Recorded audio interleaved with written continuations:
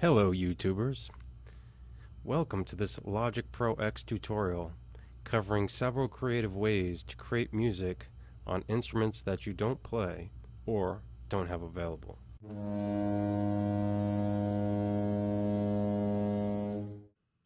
The first technique I'll discuss is by using the keyboard. The keyboard can be found under the Windows drop-down. Once the keyboard shows, click on the icon here. This will allow you to use the keyboard on your laptop or iPad or whatever device you're working on currently. The keyboard is just what it sounds like, a piano keyboard with some very cool features. So for example, the way you play it, you see the A, the S, the D here, that corresponds with your keyboard letters. So now I'm pressing an A on my keyboard, my computer keyboard. I'm using a laptop, S, D, etc. The other items up here is you have a bend option, which I'll demo in just a second. You have modulation, you have sustain option, you have an octave option, and you also have velocity. So I'll demo a few of these. So let's start with the bend, the pitch bend. So I can do that by hitting either the number 1 or 2.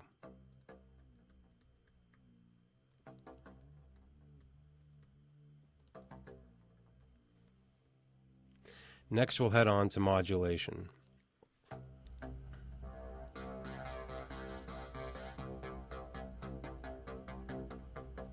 So that's pretty cool too. So you can play these two in combination.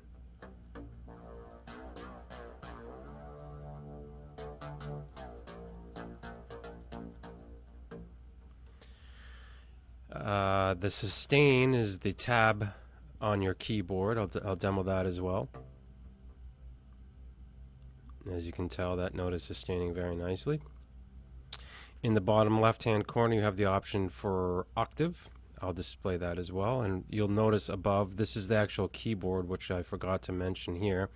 And this actually shows you the different octaves that you are that you have available to use on your keyboard. So you'll hear them change as I scale it up and down.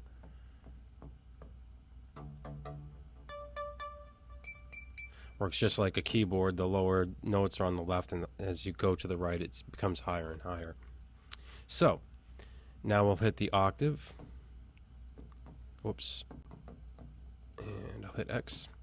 And go the other way with the Z. And finally, we'll hit the velocity, which are the orange buttons down there, and they correspond with the C and the V.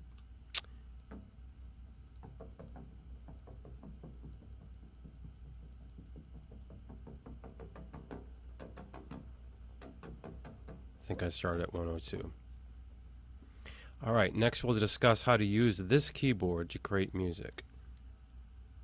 Okay, so that was a straightforward scenario. It makes sense. You're going to use a keyboard for piano, but the good news is that you can also use this keyboard for other instruments as well. So I'll go through that process now. First step is to create a new track. So you go under the track, drop down here, create new track, and choose a software instrument. Now go over to your left library. If that's not displayed, click this button right here. And I'm going to choose something orchestral. And I am going to choose a trombone. So now that that trombone has been selected, I can go ahead and select my keyboard again.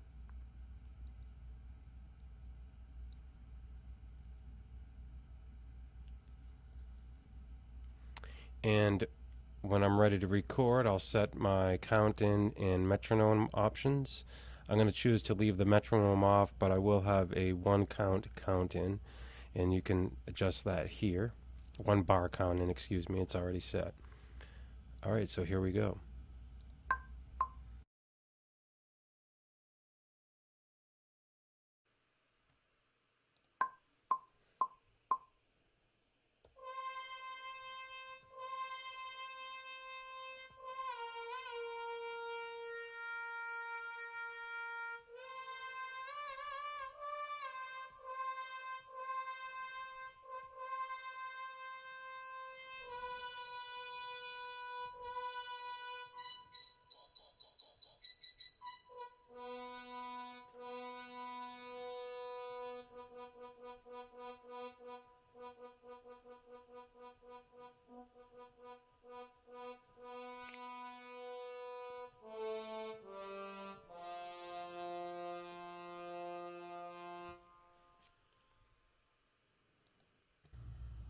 And as you can see here, your track has now been recorded, and we can play back a little taste of that track that we just laid down.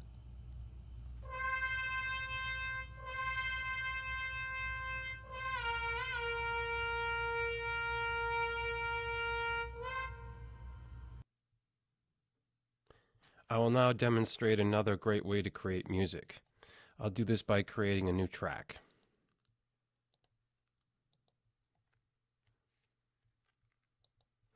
For this, I am going to use I think I'm going to go orchestral again. Let's see. And I'm going to use a French horn. All right. So the first thing you need to do is right click on the track over here. We'll go back to the beginning. So if you have your track selected, right click here and choose create empty mid region. And I like to drag this all the way over to the left. And I'll take it out and expand this out so it will play longer. But essentially what we've done is we've created a palette to create music on.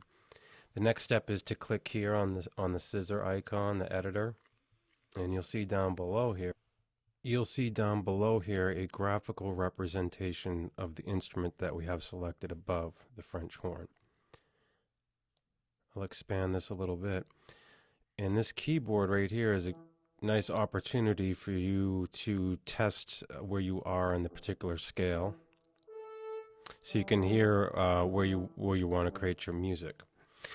So the first thing you want to do is select the pencil tool right here on the left drop down, and once you have the pencil tool selected, you can click anywhere you want here. So I like that note right there. I'll click right here.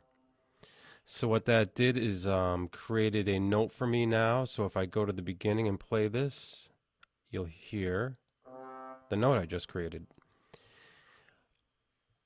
Now you can do several different things with that. You can make the note longer, obviously. We can copy and paste the note.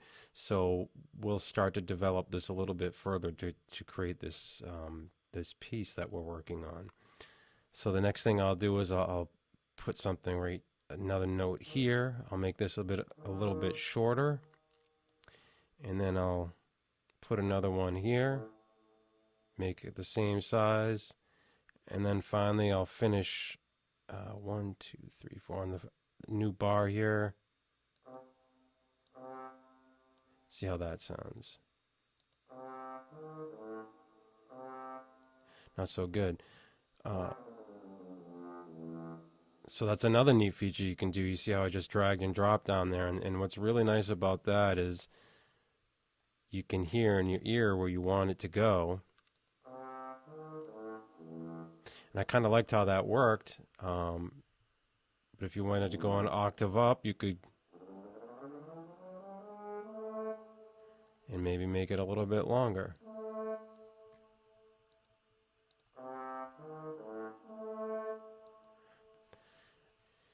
So if you were happy with that, another thing you can do is you can go back here and select your pointer tool, and you can select all of these notes and copy and paste them.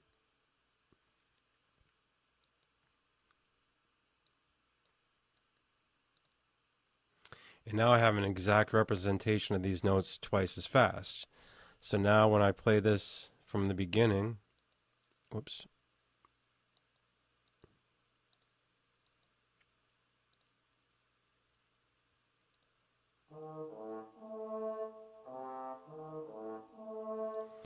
And you could obviously paste on and on and on again, however you see fit. So this is another really nice and easy way to create your music, and you can get really sophisticated with this, and it's a really nice way to quickly make lots of background music if you're happy with a particular rhythm, or you could even do this with a drum beat. You could go ahead and copy and paste this for even the whole song, and it would make your job of creating music that much easier. Next, we'll discuss about making these compositions a little bit more complex. Okay, now that we have our French horn composition going here, we can make the music a little bit more complex by again utilizing this area here that we were previously working on. And what I like to do a lot of times is to layer chords, uh, uh, to, to develop chords with this area down here using a similar technique that we're just using. So I'll go ahead and I'll create the pencil tool, and oftentimes, you know, just a couple lines down here, I'll make the same exact note. I'll do that here as well. Shrink this down to make it just the same, and I'll do it here as well. And I'll finish up the bar by doing the same here. So now when you play that,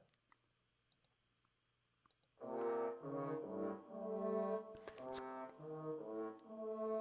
kind of interesting. I didn't like it though. So again, I'm going to use the technique of moving around these notes with my ear and kind of figure out where I want to be. So I hear this. Yeah, those don't go together, so I think that might. Whoops. Yep, so those two go nicely together. Those don't.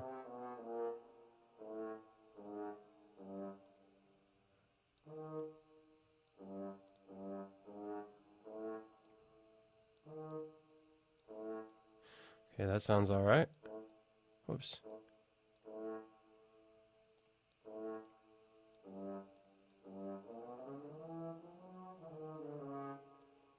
So we'll finally do this one as well.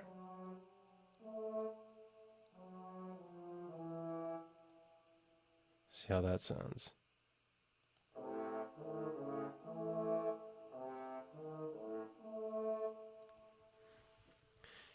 It's better, but you can obviously see there's a lot more work to do there, but you get the idea of how you can move these things around.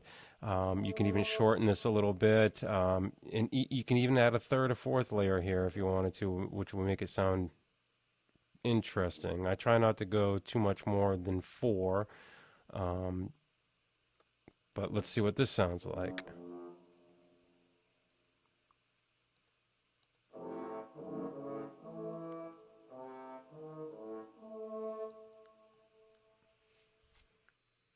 I'd have to agree that that is definitely not the best composition in the world, but you get the idea. I really hope you enjoyed this video and learned something from it. I really enjoyed making it, and I'll talk with you soon.